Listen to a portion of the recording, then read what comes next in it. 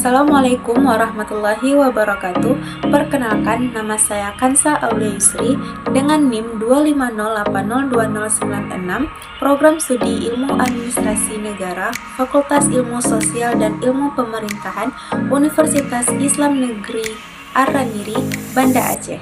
Pada kesempatan kali ini, saya ingin menjelaskan apa itu ilmu politik serta bagaimana sejarah dan perkembangan dari ilmu politik tersebut. Secara umum, ilmu politik adalah cabang ilmu sosial yang mempelajari tentang politik atau kegiatan dalam suatu sistem politik yang berkaitan dengan proses penentuan tujuan-tujuan dari sistem tersebut dan bagaimana cara untuk melaksanakan tujuan-tujuan tersebut. Menurut para ahli seperti Harold de Laswell, ilmu politik adalah ilmu yang membahas siapa yang mendapatkan apa, kapan, dan bagaimana.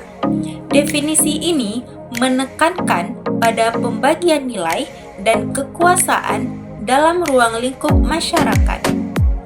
Menurut J. Behrens, ilmu politik adalah ilmu yang mempelajari tentang kehidupan bernegara yang merupakan bagian daripada kehidupan bermasyarakat serta mempelajari tentang bagaimana negara-negara tersebut melakukan semua tugas-tugasnya. Menurut Miriam Budiarjo, politik adalah berbagai kegiatan dalam suatu sistem politik atau negara yang menyangkut dengan proses penentuan tujuan-tujuan dari sistem tersebut serta melaksanakan tujuan-tujuan tersebut.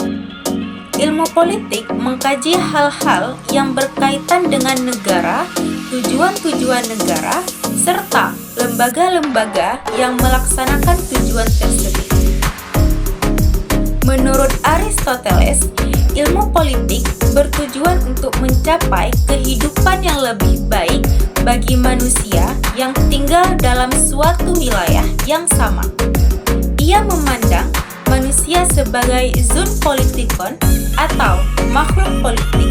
Menurut Robson, ilmu politik adalah ilmu yang mempelajari tentang kekuasaan dalam masyarakat, yaitu sifat hakiki, dasar, proses-proses, ruang lingkup, dan hasil-hasilnya. Menurut Joyce Mitchell, ilmu politik adalah pengambilan keputusan kolektif atau pembuatan kebijakan umum yang ditujukan untuk masyarakat secara menyeluruh. Berikutnya, bagaimana sejarah dan perkembangan dari ilmu politik tersebut. Terdapat 4 poin dalam pembahasan sejarah dan perkembangan ilmu politik. Yang pertama, zaman kuno. Yang kedua, abad pertengahan hingga pencerahan. Yang ketiga, era disiplin ilmu. Dan yang keempat, era modern. Kita bahas satu persatu ya. Yang pertama adalah zaman kuno. Ilmu politik adalah salah satu ilmu tertua. Meskipun sebagai disiplin ilmu yang berdiri sendiri, ia terbilang masih baru. Pada masa Yunani kuno, sekitar tahun 450 sebelum Masehi, inilah tempat kelahiran pemikiran politik formal.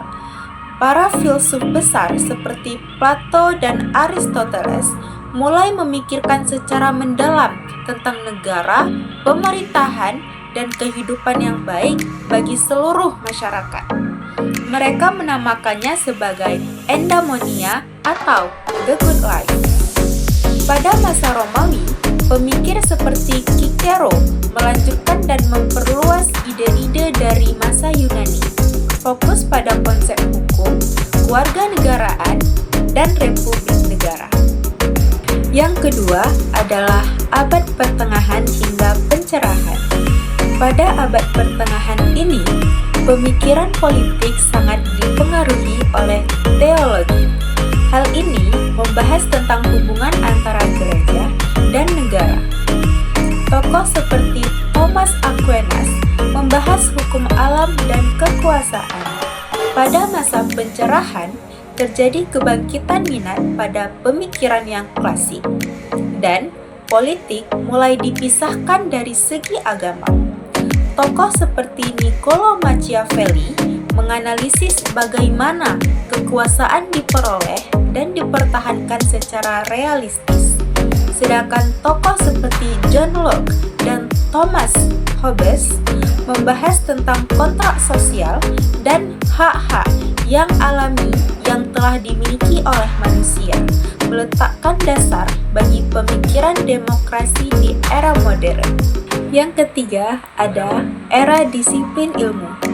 Pada akhir abad ke-19, ilmu politik akhirnya mengukuhkan diri sebagai ilmu pengetahuan yang berdiri sendiri dengan didirikannya institusi-institusi khusus seperti sekolah ilmu politik di Prancis, Inggris, dan Amerika Serikat.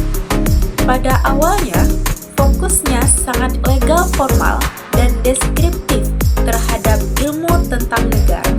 Yang keempat adalah era modern. Pada tahun 1950-an terjadi perubahan yang sangat besar. Para ilmuwan politik mulai dikritik karena terlalu fokus pada aspek legal formal.